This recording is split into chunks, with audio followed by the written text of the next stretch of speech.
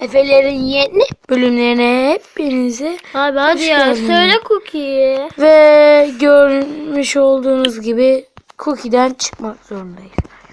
Hadi gelin. Bir dakika abi söyle bir. Şansınıza belki bed varsa girebiliriz. Ve girdik. Bed varsa almayacağım abi. Şimdi hiç çekinmeyeceğim.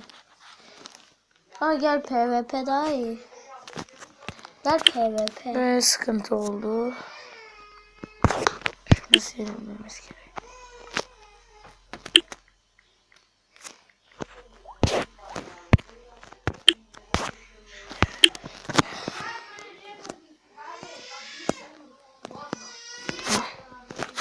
Oynattı ya.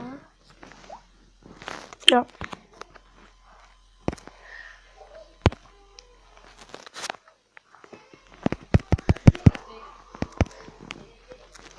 Ben buraya girdiğim zaman